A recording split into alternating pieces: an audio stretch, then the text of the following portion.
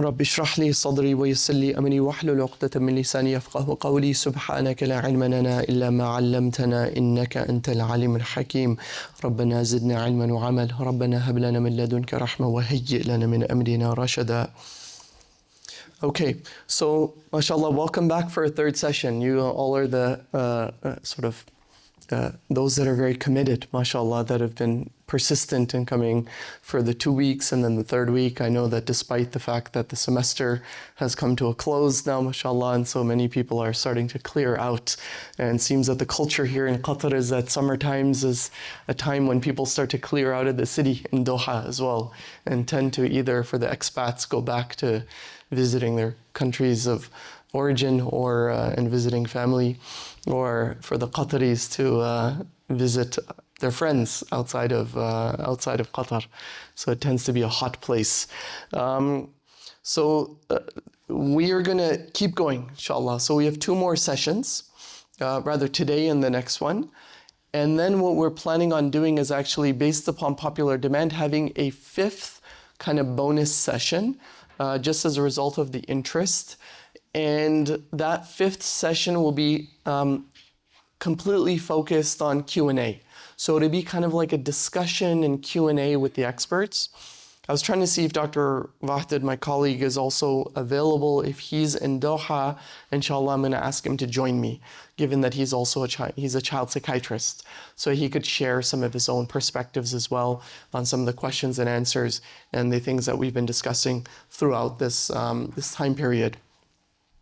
If you recall, we went through an introductory session, just a quick recap, right? We went to an introductory session at the very beginning, in which we talked about the importance of parenting, the roles and responsibilities of parents towards their children, and why it's important for parents to be able to make a focused and deliberate attempt to try to ensure that their child has a good outcome in this dunya and in the akhirah.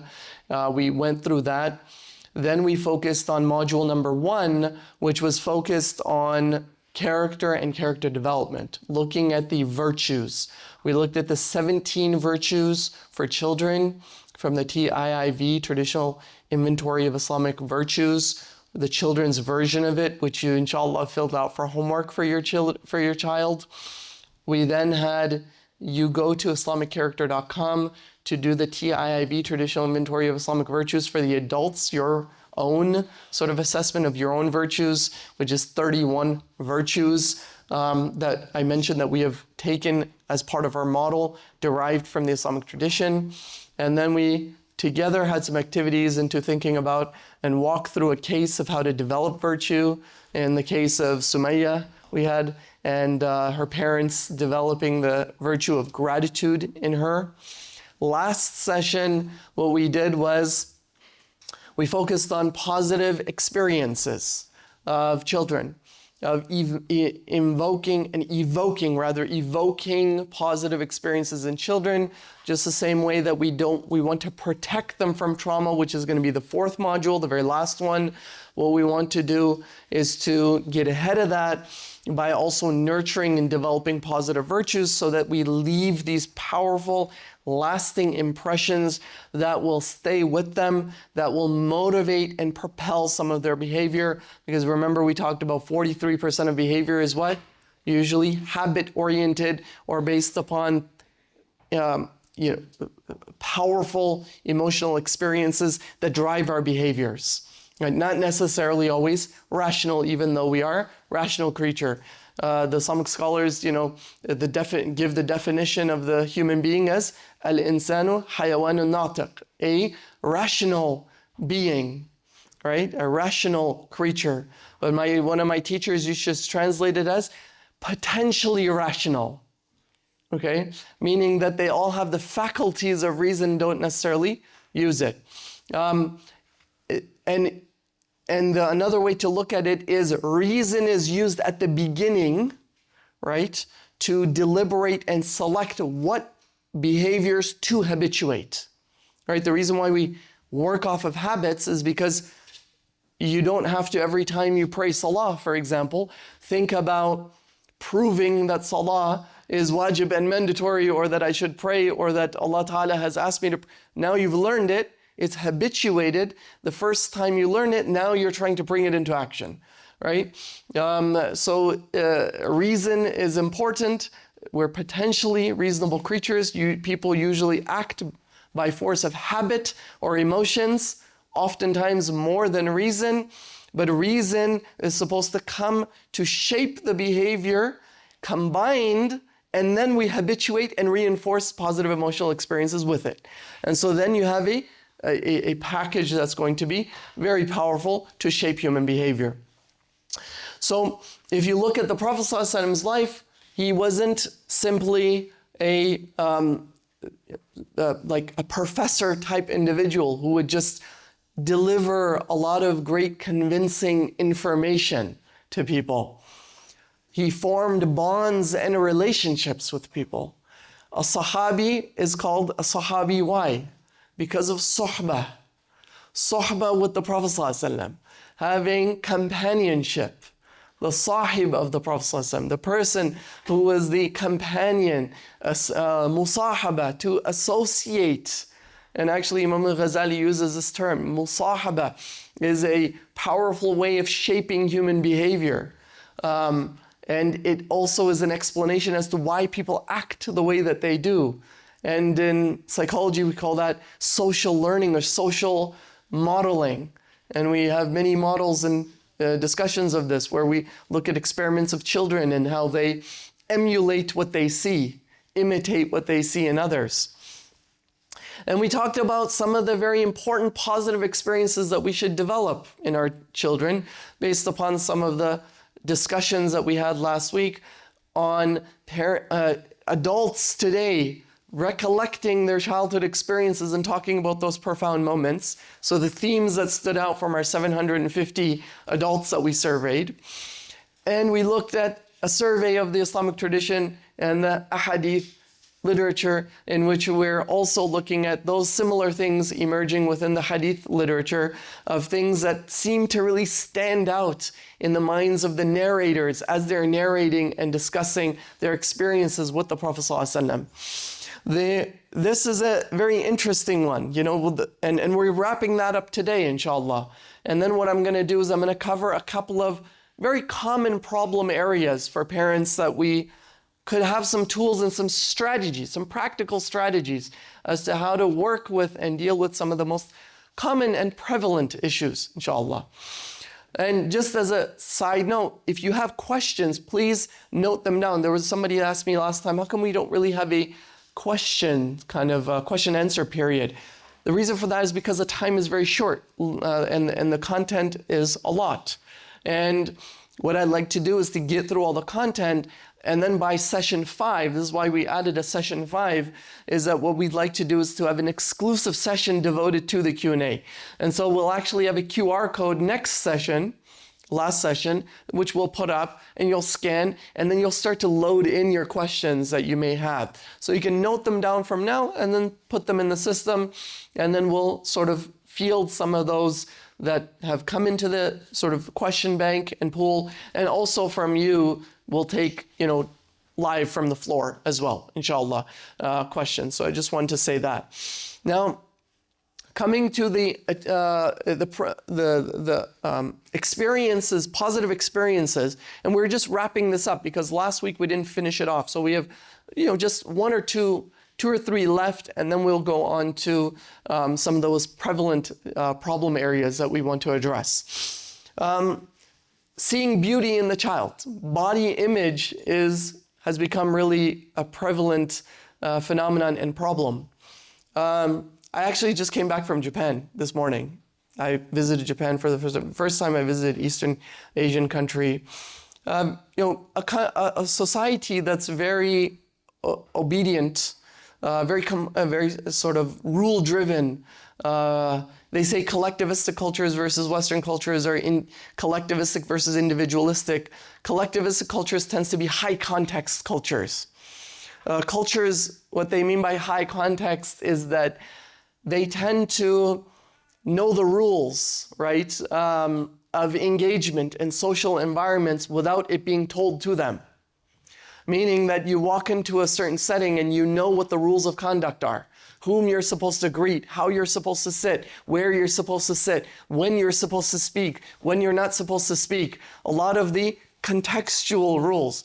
Whereas in highly individualistic societies, it's what I feel, right? I feel like speaking today. I feel like sitting this way. I feel like talking this way or saying that. Now I think Islam is neither a Eastern nor Western religion, nor is it a collectivistic or individualistic one. It is وَكَذَلِكَ جَعَلْنَاكُمْ أُمَّةً وَسَطًا.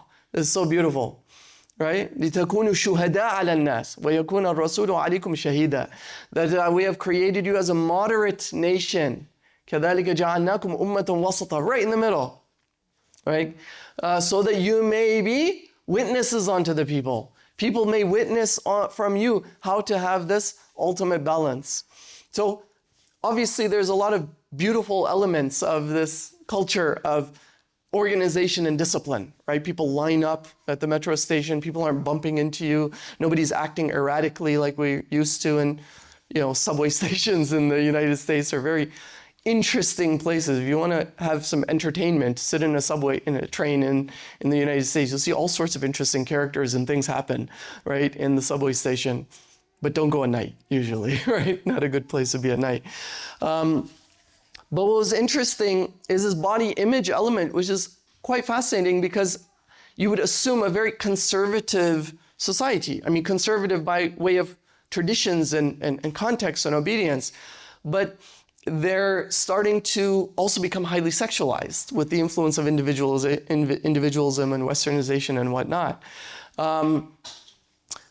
This goes back to just a fundamental body image element. I mean, there was a lady that told my wife that she said, we used to dress like this too, actually, she said. We used to dress in like long clothing and whatnot. And now this, has started to change our society.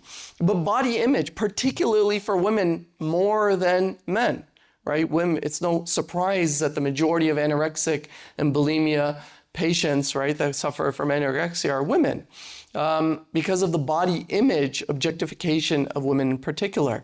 But there's a natural element, right, of women wanting to be beautified, being noticed, being seen.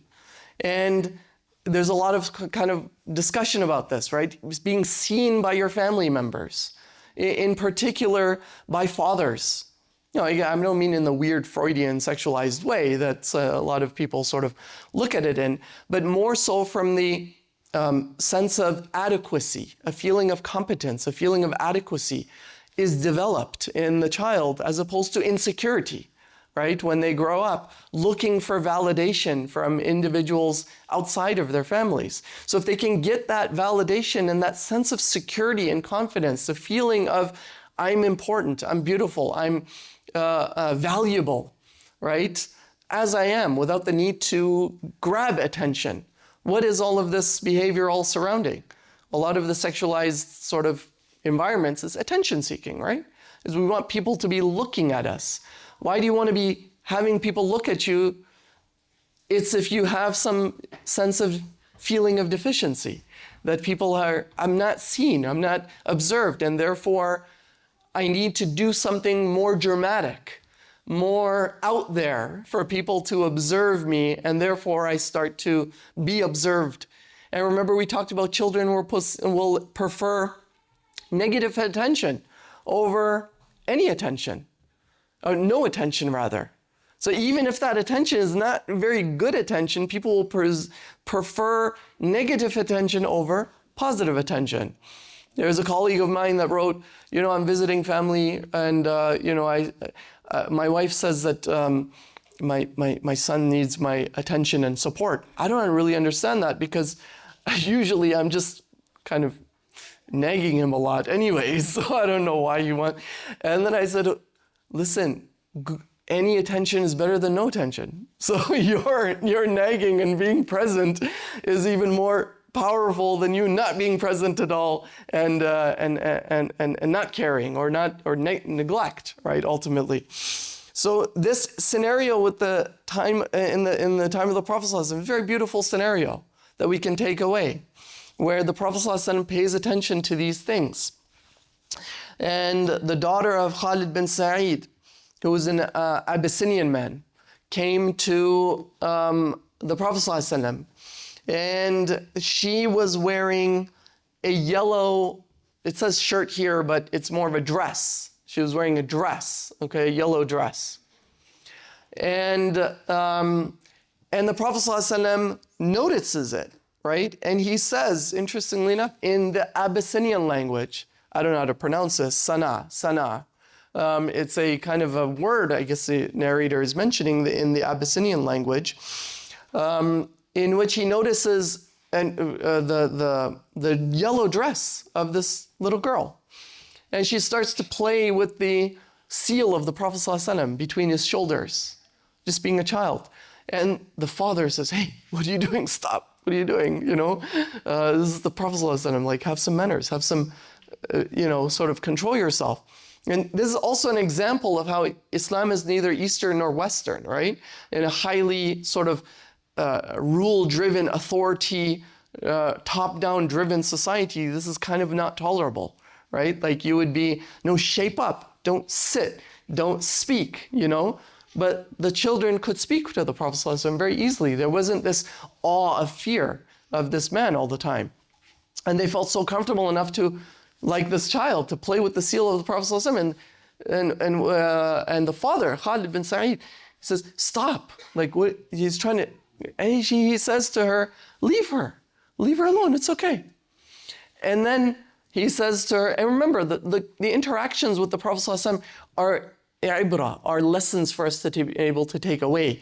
The reason why these are recorded is not storytelling. Sahaba are not simply storytelling. They're capturing the life of the Prophet ﷺ for Muslims that will come afterwards to figure out how to conduct themselves in similar situations, right?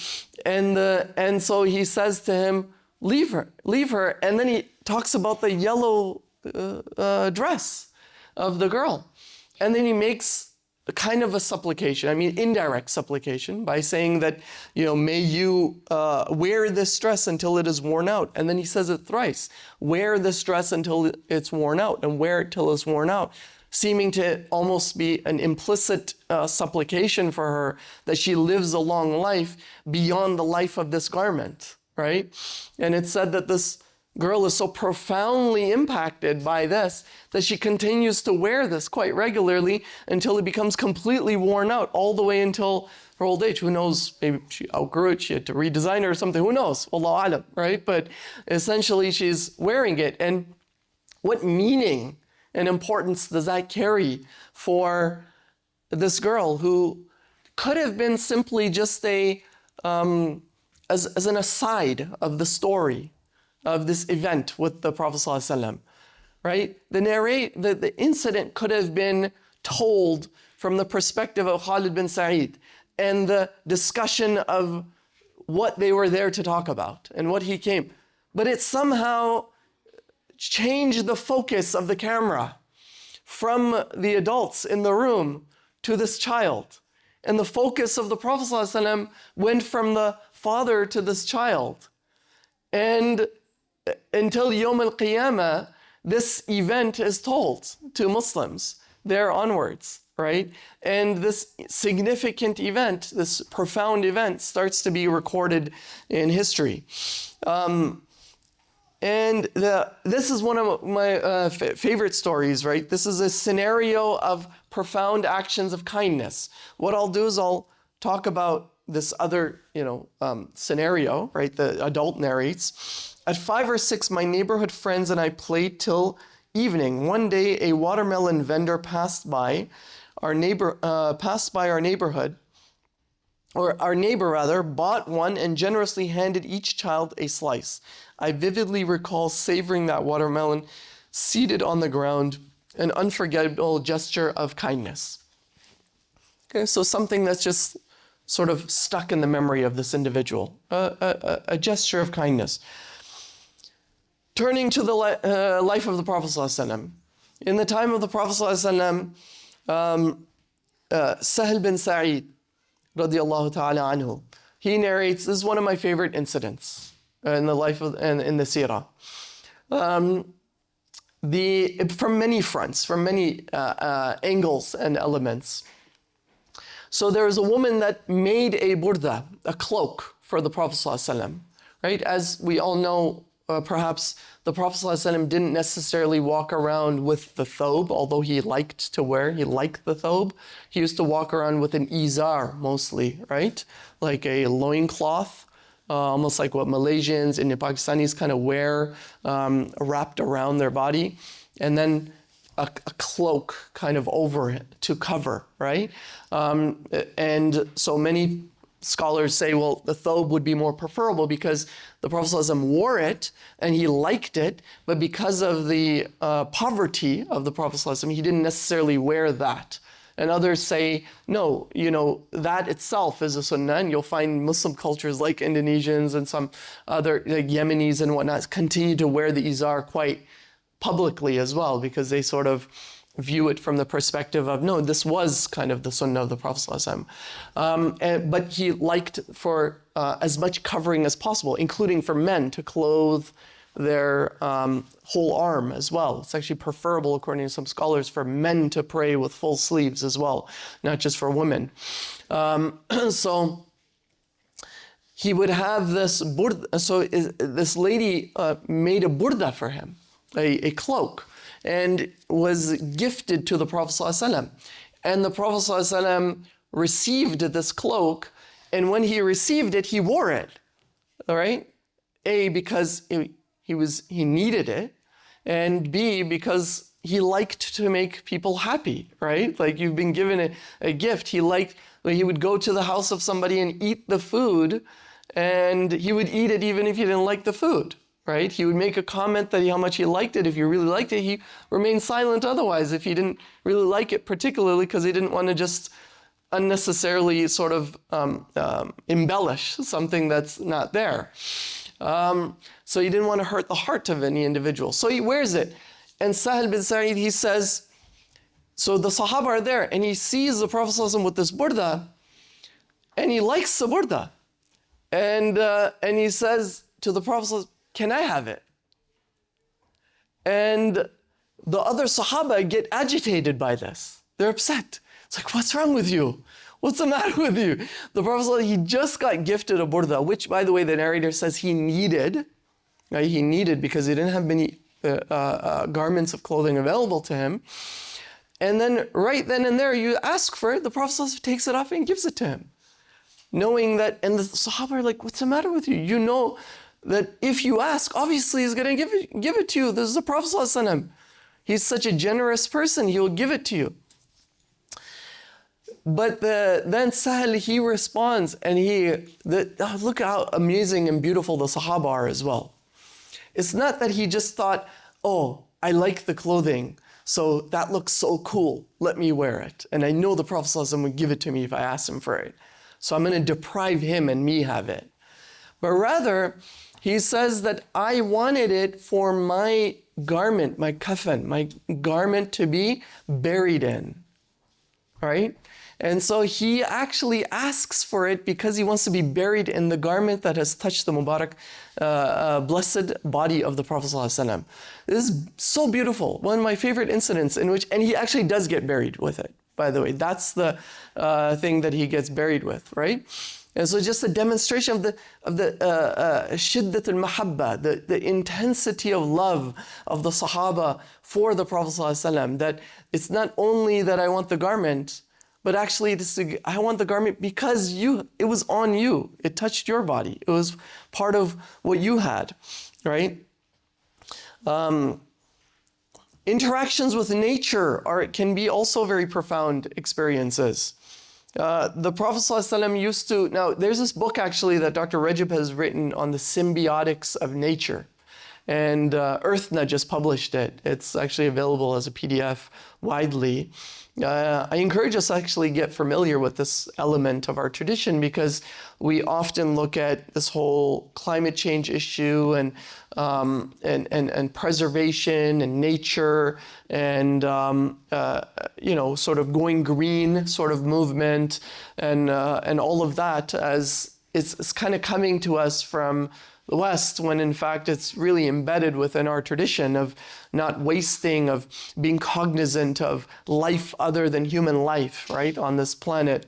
And even the Prophet ﷺ talks about not wasting water, even if you are at a whole ocean, right? To plant a tree, even if you know that it's that you're going to witness Yawm al-Qiyamah tomorrow.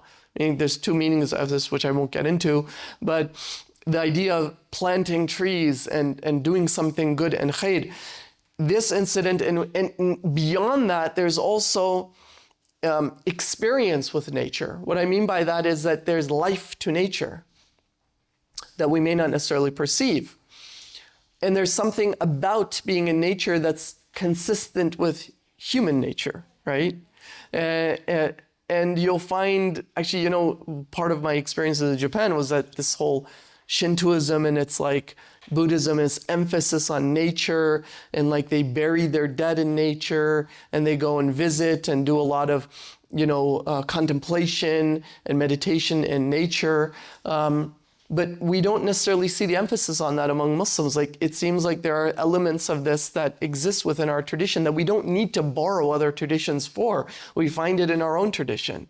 Right? We don't need to borrow other traditions to look outside. We can actually look within our own tradition, in which the Prophet ﷺ used to stand. I mean, he used to stand and he used to lean on a date palm tree, right? Before there was a mimbar that was erected for him in which he would give the khutbah for Jummah.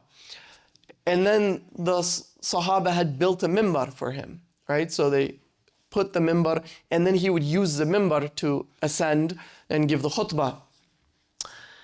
And this tree would cry, right? When the mimbar was made because the Prophet ﷺ would no longer lean and touch this tree anymore.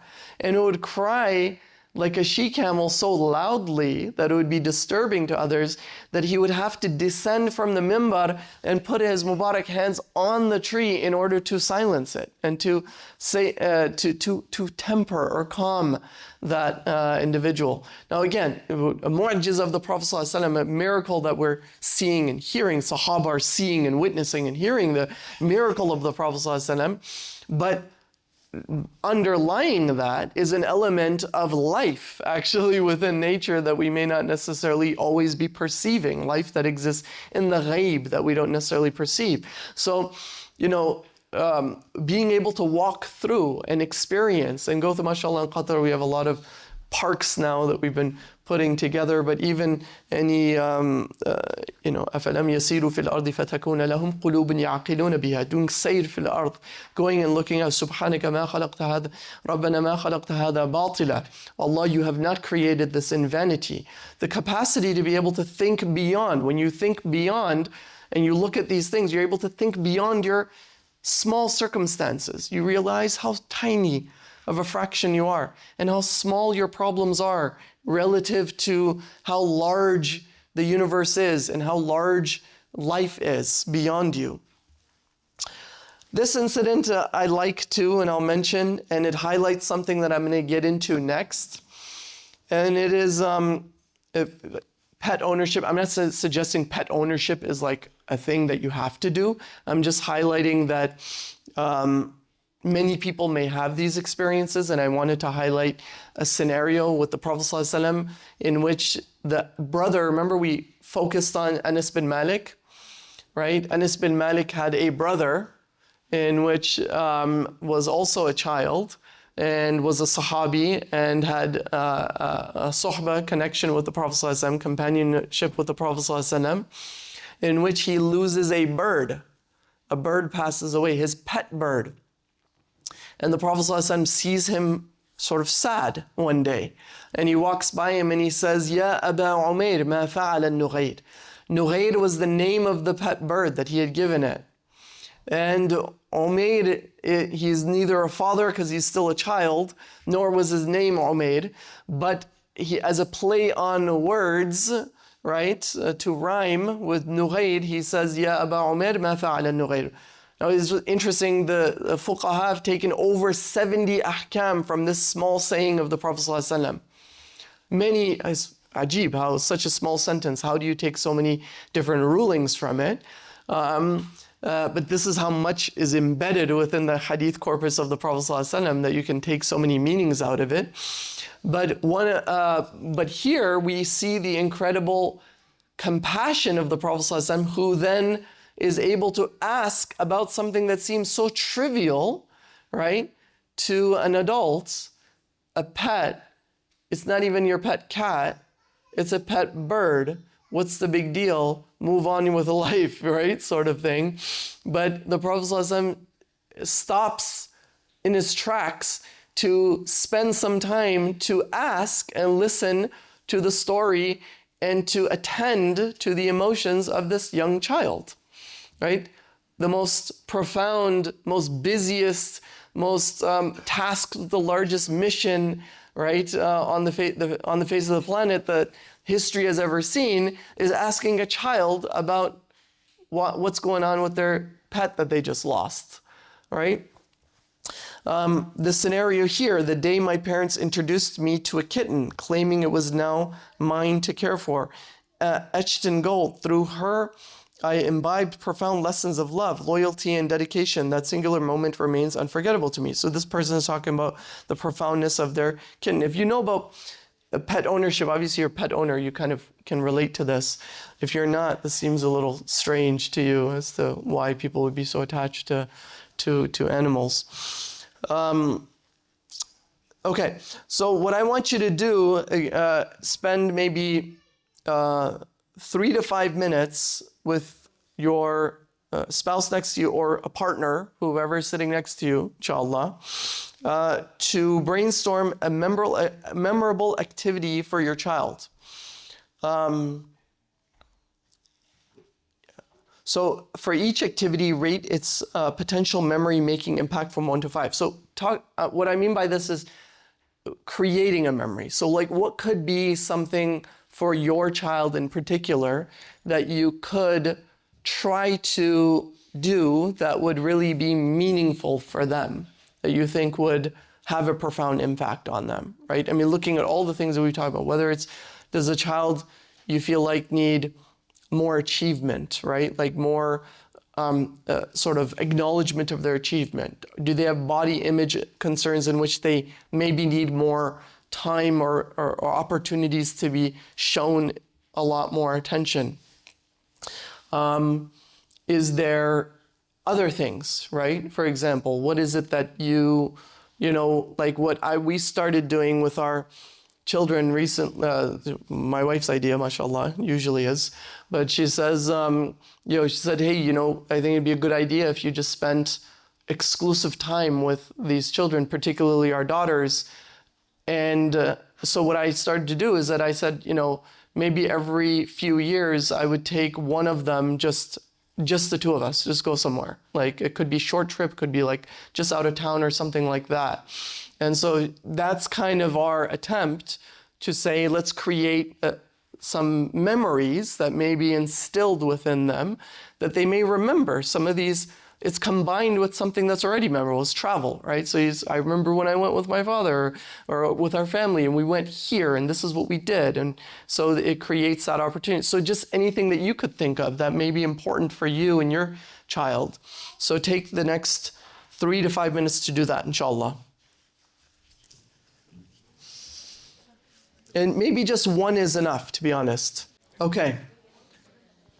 So hopefully you've been able to put something together that you can take away and implement, inshallah ta'ala. Okay, so the next module that we come to is module 3. And is it okay if I'm walking like this for you guys? You want me to stay here? Okay. I feel so confined. So limiting my freedoms,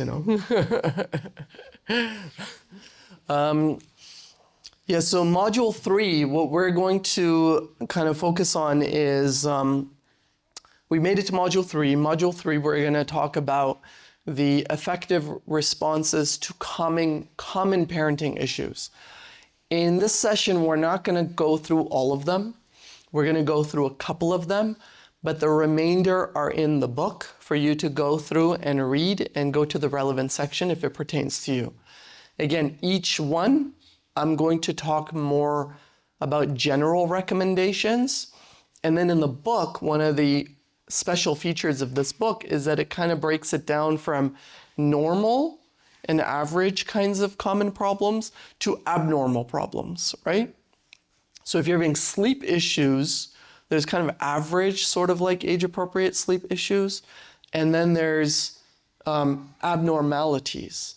If there's aggressive behavior, there's sort of some non-compliant, rebellious sorts of behaviors that are age-appropriate, and then there's over and above. That's problematic. That seems to be abnormal, seems to be way above the capacity of the family to be able to handle. And so for those, there are some recommendations in there and some best practices, but oftentimes it has to do with getting some professional consultation and assistance as well, because special scenarios require specialized interventions, whereas the general sort of practices may sometimes be even harmful or unwarranted for a particular individual requiring something a little bit more intentional and different.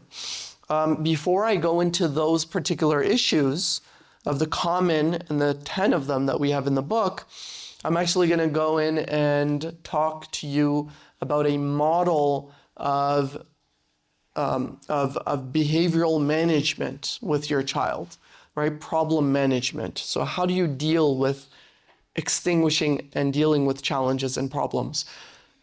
Why is this important? I mean, because as parents, everything just doesn't happen perfectly, right? Like I just give that, positive attention to my child and they just act positively all the time, right? No, I mean, you're dealing with children that are forming and developing, and they're going to be making a lot of errors and mistakes, or they're going to have circumstantial or situational or contextual things that are going to throw them off course. And so how do we deal with these to bring them back on course, right? That's kind of the idea. And then evaluating the problem, differentiating between problem and normal range, and then some skills for specific challenges. So your activity, and we'll make you do it now as part of your homework, is to go to page 117, 118 of the book, which you have the PDF for, and to fill out the survey there. There's sort of a questionnaire for all of the 10 issues to help you determine whether this is a problem or not. Because you may think, wait, hold on a second, how do I know if this is a problem or not? And so that's kind of what the survey is sort of there for, or the screening is there for, is that if you start to find high scores for one particular issue to the exclusion of others, then that may be some helpful guidelines for you to say, this seems to be more of a significant issue that we need to focus on, right? So the model that I'm going to go through is this 4 kind of step model. It is in hierarchical or stepwise order. So step 1 is emotional attunement, right? Acknowledging and labeling their emotions. Step 2 is effective communication, or i.e. debriefing after a problem has occurred. Step 3 is now regulating or adjusting and transforming that behavior, basically correcting the behavior that they've done. And step 4 is connecting that character and behavioral development to their ultimate spirituality, having a higher order kind of purpose for why they should change that behavior, not simply because I told you so as a parent, right? So step 1, we'll go through each one of those steps in a little bit more detail. So step 1, to acknowledge and allow space and label their emotions. So children, sometimes they act erratic. They may become frustrated, angry, sad. They may be starting to throw a tantrum or starting to build up with their frustration. And it's important for the parent to label that emotion, okay? Now, labeling communicates a couple of things. Number 1 is empathy. Empathy is when I feel like you understand me, I'm more likely to calm down, because I feel like you're going to be willing to listen to what I have to say. But if I feel like you're not hearing me, then it increases my frustration. Number two, it allows them to have awareness of their own selves, okay? Meaning the perception of self through the other's eyes. Children oftentimes have primitive reactions of just reacting and responding, right? Reacting without necessarily knowing what they look like or why they're doing what they're doing, right? And oftentimes we ask the children, why are you doing that? It's not a very good question because they're probably struggling with why they're doing that themselves. They're simply reacting. Think about as a child, as a primitive response, what do? I mean, this is essentially the definition of a maladaptive emotion. Maladaptive emotion means, an unhealthy emotion is an emotion that was once upon a time useful for you, meaning the emotion, the expression of that emotion, how you express that emotion, was once upon a time useful for you, but is no longer useful anymore. Okay? So, for example, the child, when they're a child, they cry to get milk and food, and if they're uncomfortable and they need to use the washroom or to be cleaned or something like that, right? That's an adaptive, primitive response in which it signals an alarm to the parents to respond to that need, and they get the need met. It's not so cute when you're 7 years old and you're doing that anymore, right? It's not so cute or acceptable or tolerable when you're 11 years old and you're doing that. And it's definitely not acceptable if you perpetually just scream and cry and yell to get what you need when you're an adult and you have children or you have a spouse or you have other family members to care for. And unfortunately, many people continue to sort of react and respond in the same primitive ways that they once upon a time did. And it's important for us to exercise this process to help correct that. It's called development. Abu Zayd al-Balkhi in Masalih al-Anfus wal-Abdan, a very early treatise on basically psychology, right? And in the 3rd, 4th century Hijri, 9th century in the Gregorian calendar, in which he says that emotions are things that individuals will experience in their whole, like, it's inevitable for everybody to have emotional dysregulation because we have situations that throw us off course emotionally. And therefore, it's even more important to pay attention to developing that because we don't necessarily do that naturally.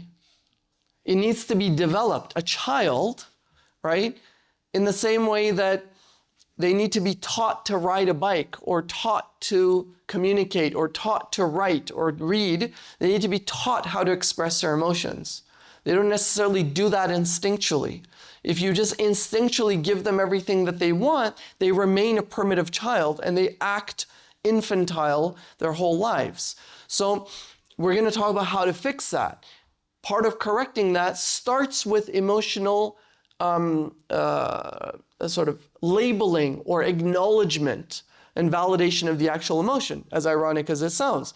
Meaning saying something as simple as, you're angry right now, or you're upset, you're frustrated. And sometimes if you know the reason, you can say, because I'm not giving this to you right now.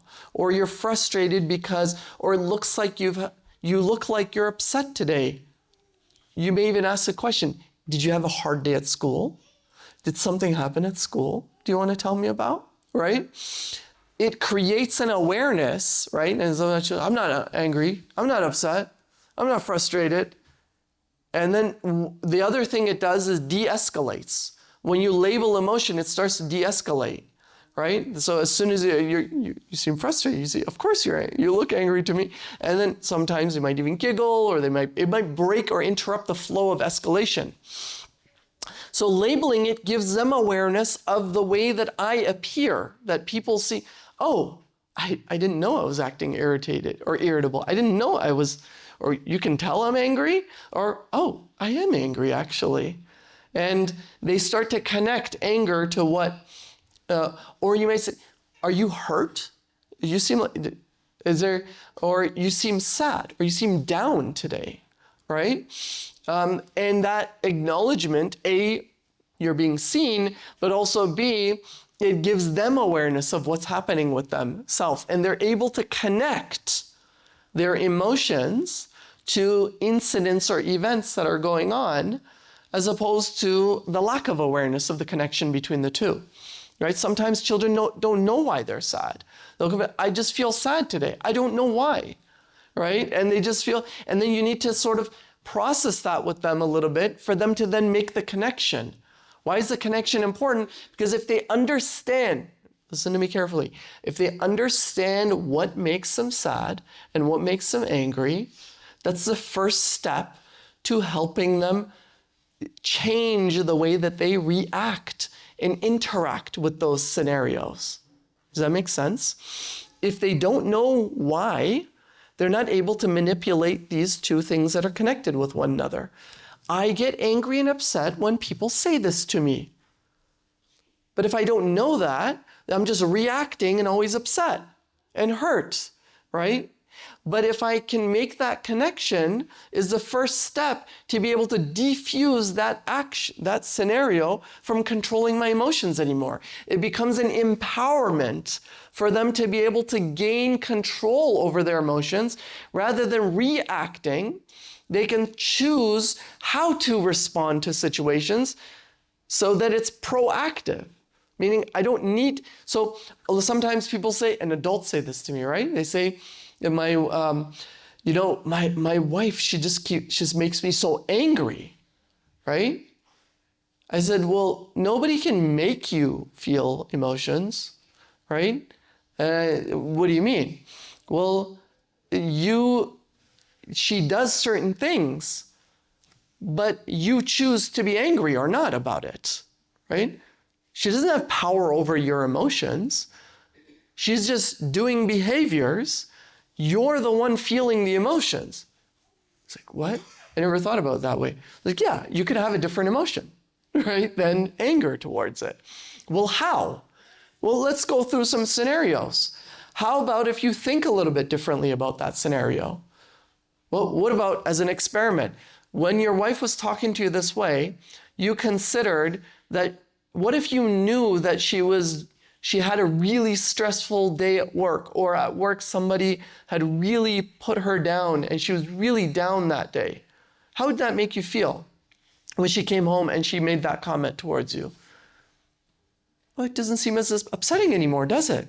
It's not as upsetting, because the way that we think about it, the way that we look at it, the way that we interact with scenarios makes us feel differently. Every event is a benign event. Okay, let me say that again. Every event is a benign event. We introduce meaning to it. Okay, and when we introduce meaning to it, then, and the way that we perceive it is the way that we'll experience it. Does that make sense? Now, you may say, well, yes, there's haqq, truth, and then there's that gray area in which you create your truth. Wait, how does that work? Is this like postmodernistic kind of thing? No. There's truth, which is universality, which is objective, black and white truth. There's oneness of Allah Ta'ala, Quran, the existence of angels and whatnot. And then there's areas in which we interact with people, in which we create and choose our perceptions in order to experience things differently or in a positive way, and to influence our behaviors in a positive direction. For example, husn al-dhan. What's husn al-dhan? Positive thinking of others, positive perceptions of other people's behaviors. For the most part, husn al-dhan is looking at a scenario of somebody doing something to you that is most probably bad. Probably bad and malicious, but trying to find a possibility that they are doing it for non-malicious and evil reasons. Okay? That's called husn al-dhan. So When your spouse comes home or your father or mother says something to you, and more probably they meant it, or more probably it was because of they wanted to manipulate you, or they wanted you to feel bad, right? And it was completely malicious. Your job is to find the possibility that it could have been for benign, non-evil reasons that they're doing that to you. Oh, it's because they're stressed, or because they're tired, or because maybe I fell short, or maybe it was circumstance. You see what I'm saying? Somebody cuts you off on the road, and you say, I'm angry at this person. Husn al-dhan is maybe they have to go to the emergency room. They have a patient in the car, right? They have to go to the hospital. That's husn al-dhan. Is that probable? If you were to make a mathematical guess as to everybody, especially every Land Cruiser behind you, right? That's hitting their taillights for the people online that don't know anything about Qatar. MashaAllah, lots of Land Cruisers that are going to run you off of the road, right? If you don't move over. But husn al-dhan is thinking positive. If you get upset every time this happens, which happened to me when I first moved here, because I was like, what is the deal with this, right? Because it's so strange. After a while, you have to cope with it. You have to start to think positive. You just think, guy's got to go to work. He's a very busy guy. Right? He's probably late for a meeting. Maybe he's a doctor in a hospital. His patient's in the ER, right? So event, it doesn't necessarily translate into the way that you feel about it. Now, what we're trying to do is to invite our children to try to process the world in ways that don't feel so upsetting all the time. Okay? They go to school and they get offended by everybody, get upset by everybody, right? Which is kind of what we do as psychologists, try to teach people to develop the resilience. And what they do in now modernistic societies and Western societies make everybody else change around you, right? Everybody should accommodate for all of my triggers and not trigger me and call me by whatever gender I want to be, call me by whatever name I want to be.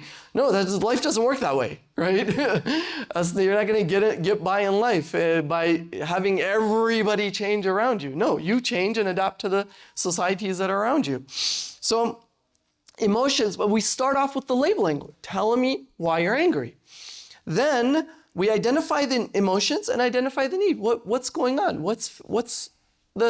I'm angry because I'm frustrated because it wasn't fair. What wasn't fair? Because I didn't get this toy. I wasn't treated this way, right? And so you are trying to get underneath why they're doing this and what their need is. Or I felt neglected. I felt like why is it so important for you to feel like it's fair? Because I feel like there's preference, and okay, so there's a processing that we're doing with this child, okay?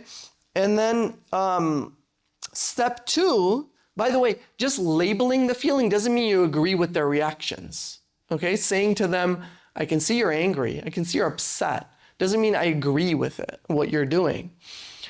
Sometimes in the moment, it depends on the degree of the behavior. Sometimes you have to intervene to stop them from a particular behavior, but sometimes you don't. And in those instances that you don't have to, you just let it fizzle out a little bit. Label the emotion, let them calm down, and then but this is very important, you must use and seize the opportunity for debriefing.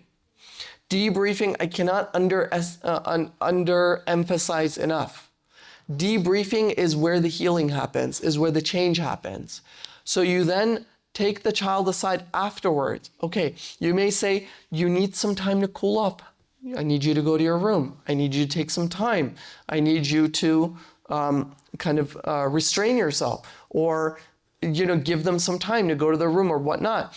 Then the debriefing. The debriefing is when you meet with them to acknowledge what they felt like, right? And then labeling the underlying need associated with emotion. For example, I can see you were angry because your brother took your toy. Or you might say, I can see you're angry because you feel, or maybe you're actually hurt. You feel like I'm not giving you as much attention as You feel like I'm giving your brother or your sister. Is that right? How do you, it's a process of being able to understand what was going on with them.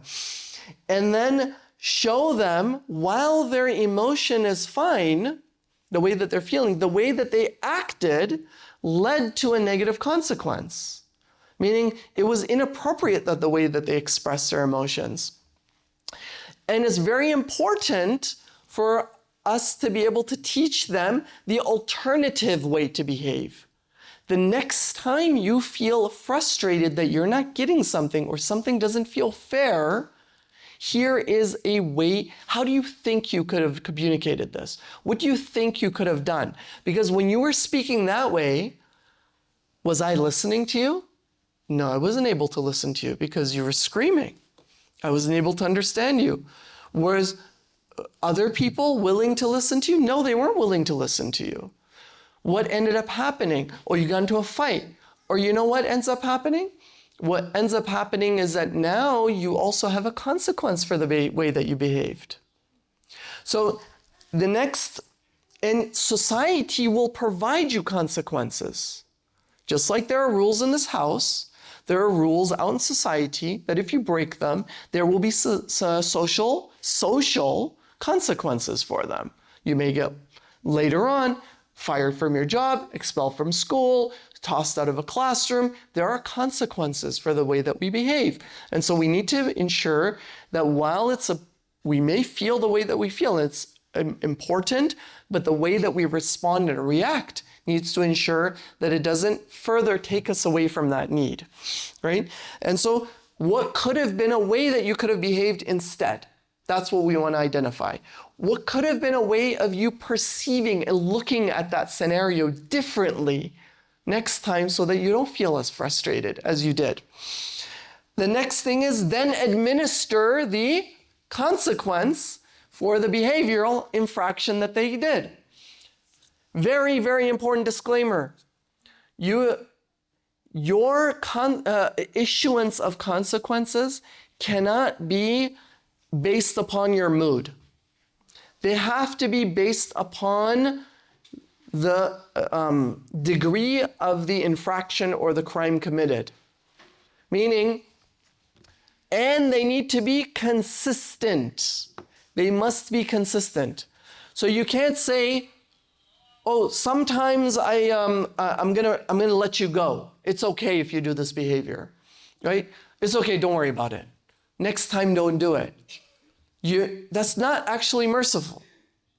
You're teaching the child inconsistency.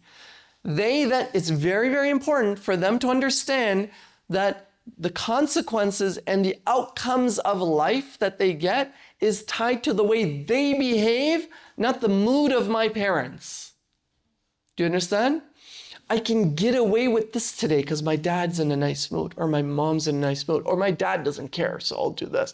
My mom doesn't care, so I'll get away with this. Consistency on both fronts. Again, you're not perfect, but to the best of your ability. You put consistency in place. And you say, even if you don't want to give them the consequence, you still give them the consequence. Whatever that may be. Okay, there will be no technology for the remainder of the day. There'll be no technology for the week. I will have to take this away from you. Or you won't be going to your friend's house or have social contact for X amount of time or days. There's a certain consequence. Consequences cannot be arbitrary. Generally, they should be shared with the child to know that if you do these things, these are the consequences. You may say, oh, well, I don't have a rule book on the wall. That's right. But when they do something, you may generate a consequence in which you consult with your spouse. Say, you know what? There should be a consequence for this, right? We don't necessarily have one because this is a new scenario. But let me talk to your father. Let me talk to your mother. Let's sit down and decide what seems to be an appropriate consequence, and then come back and say, this seems to be the appropriate consequence, and we wish your well-being. This is why you need to get this consequence, even if you don't like it. So you're not perfect. It has to be, again, it's not perfection here that we're striving for, but It cannot be out of your intense anger or feeling of being disrespected, and that's why you're giving the consequence to them. It needs to be measured. You're actually thinking of what's the well-being of this child? What's the best thing for this child? It's not about me. It's the child at the end of the day. They're going to commit. They're going to do all sorts of things. My job is to ensure that they reduce the frequency of it, right? It's like a police officer pulls you over on the side of the road and gives you a ticket. I'm so offended you broke the rule of driving, over the speed limit. No, I mean, this is the ticket. This is what you need to pay. It doesn't matter how I feel. At the end of the day, there's a rule that you didn't do it, and you would get administered the consequence, right? Whether you like it, whether I like it or not, that is what it is, right? So consistency is very important. And then lastly, connecting their spirituality to the problem development. So children need some reason eventually as to why they are doing what they're doing. Oh, it's just my stupid rules of my parents, just stupid rules of the house, right? That's why. No, there's these rules that are in place because there's rules above your parents as well that we're held by. And our responsibility is to ensure that you get to a place where you're successful as an adult and a child in this world and the next. Here's why it's important to be grateful. Here's why it's important to be selfless. Here's why it's important to share. Here's why it's important and connect it to their spirituality. Don't do it while they're angry, because it's not good, right? You don't address somebody while they're in sort of a bad mood. But when you're addressing them and you're debriefing, it's a process of administering the consequence, but then talking about why it's important that you must emphasize this. This could be through later on, even later on, reading from the seerah, reading from the lives of the companions, sharing stories with them to try to embed this kind of behavior within their repertoire. And we've come to the common problems, and we've actually run out of time, mashallah. So let me see. At 7:58 will be the iqama in about 10 minutes. Okay, I want to talk about one thing with regard to all of these problems, which has to do with the notion of operant conditioning that's going to be related to all of them as we go through them, and we'll go through them next time, inshallah. So these are the 10, and the ones that I've highlighted is the ones that I want to go through. So just the principle of behavioral management is like what we call operant conditioning, has to do with rewards and consequences and the likeliness of a behavior to repeat itself. So I'm going to give you a couple of examples of scenarios, whether it's eating or whether, let's take the example of buying stuff. If children are reinforced for their poor behavior, like their tantrums, their screaming, their yelling, their crying bouts, and then you give them what they want, then that pairs an association between behavior. You're essentially training the child to say that whenever you have a tantrum, you will get this. Now, generally, parents don't right away give them what they want. It usually takes some time. Let's say arbitrarily 2 minutes. So you walk into the store and your 5-year-old child looks at something and says, I want this. And you say, no, you can't have it. And they say, why? And then they start going on. And then they start to make a scene. And then they start to irritate you. And then they start to get upset and angry. They start to tear.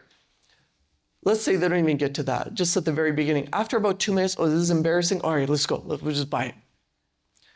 What happens? You've actually trained the child that after 2 minutes, you will get what you want. Okay? Now, children are not calculating this. It's just reactive, right? They just react. They learn through repetition of behavior based upon what's rewarded. So then the next time you say no, they'll go for 2 minutes. And then if you say no, they'll go over the limit. Maybe they'll go for 4. And either they'll stop or you're going to give in.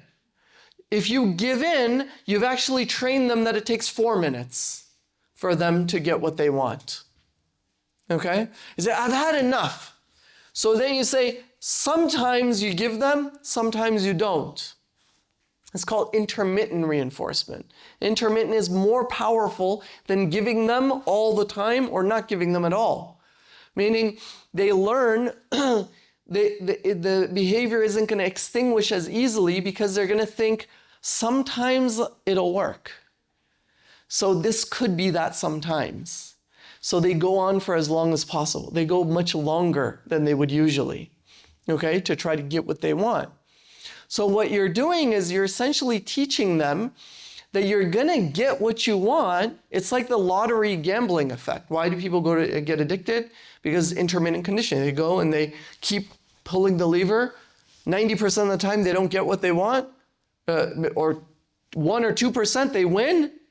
In sum total they've lost, but because of the gratification of that 1 or 2%, it keeps them coming back to keep going again and again and again. It's called addiction, right? So this is actually essentially what we're ending up doing. So what's necessary to extinguish behavior, this is so common among parents, right, that I cannot underline it enough. I want you to pay really close attention to this. To extinguish the behavior, you must, on all instances, be consistent in not giving them what they want. Okay? We're going to apply it to all these scenarios. There's food or buying things. Okay? So let's take the example of food. Food, we have many children, I see this all the time, that they don't eat, they're picky eaters, right? They eat what they want. Why? Because their parents give them pizza. Why? Because their parents give them hamburgers. Why? Because their parents give them French fries. And they give them all these like fatty stuff that they get addicted to. And of course, nothing else tastes as good, right? Once you've already gotten all of that. So you get hooked. It's just a natural byproduct. So what do you need to do? They're going to cry. They're going to fuss. And they want what they want.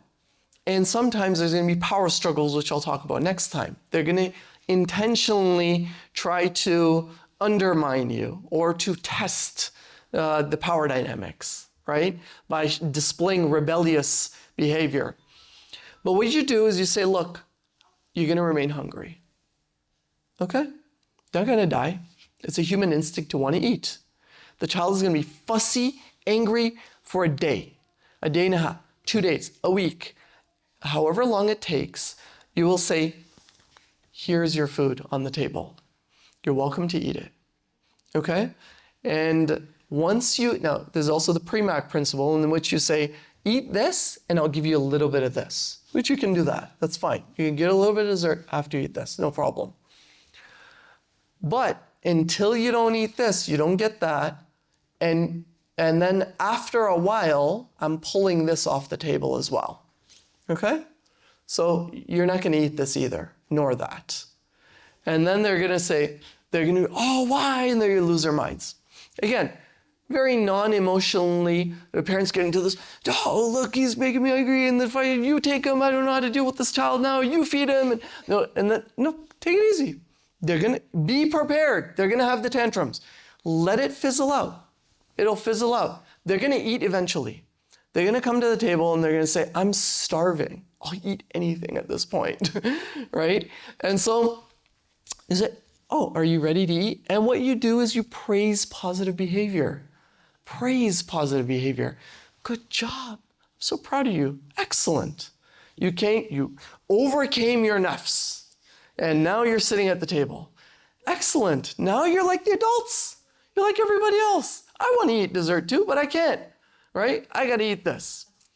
And so that's what we're doing. You praise the positive behavior and they'll say things like to get your attention. Oh, am I doing good now? Yeah, you're doing excellent. You want to praise that behavior, right? It's a process of just, giving them what they want. But extinction becomes very important to eliminate the problem, is very important to ensure that you don't give them what they want for a repeated period of time.